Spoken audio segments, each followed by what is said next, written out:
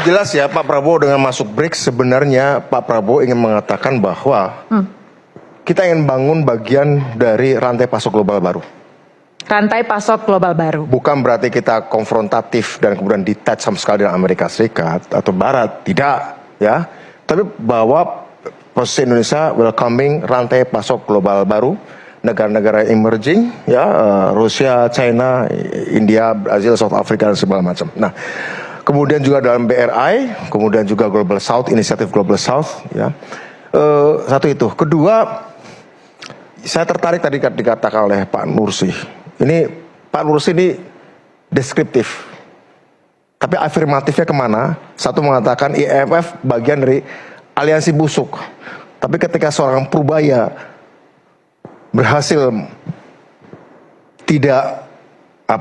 berhasil untuk tidak tergoda oleh tawaran pinjaman IMF, Pak Nursi menyesalkan juga. Jadi Pak Nursi ini deskriptif tapi juga kontrarian apapun. IMF busuk, ketika ada yang nolak juga dianggap bukan prestasi juga. Jadi Pak Nursi ini terlalu kontrarian untuk semua hal. Elaboratif, deskriptif, penuh data, tapi ini soal policy ya. Ini soal policy, ini soal kebijakan. Soal kebijakan adalah soal keberpihakan, soal afirmasi.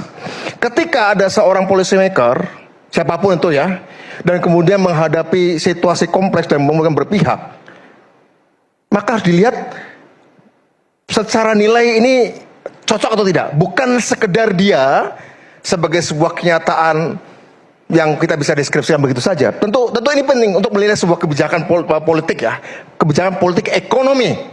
Kebijakan politik ekonomi bukan sekedar melihat secara netral perilaku politik, bukan ya. Kita ini bicara debat kebijakan publik ya, bukan bicara tentang diskusi akademis tentang itu.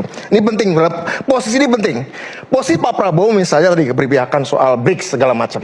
Ya, itu adalah pilihan, tapi bukan berarti detach, karena Pak Prabowo menjalankan 3 hal dalam politik luar negeri.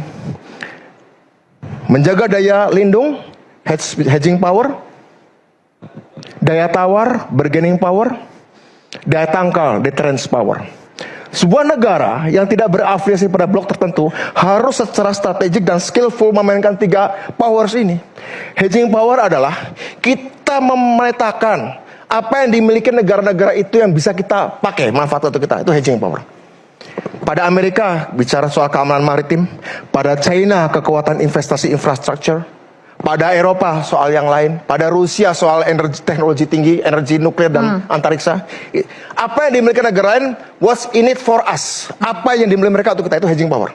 Bagaimana kita mencari kekuatan lindung dari masing-masing negara kita. Bargaining power adalah apa yang kita miliki yang bisa kita tawarkan kepada mereka. Apa yang bisa kita miliki? Apa yang kita miliki yang bisa kita taruh kepada mereka? Bargaining power. Ketiga, deterrence power. Apa yang kita punya kalau di antara mereka tidak memberikan apa yang kita butuhkan, kita bisa melakukan penangkalan. Saya kira Pak Prabowo sedang memainkan itu. Konsekuensi dari sebuah negara yang tidak masuk blok pertahanan yang fix adalah terus-menerus melakukan itu. Maka diplomasi keluar negeri menjadi penting. Bagian dari memainkan hedging power, bargaining power, deterrence power.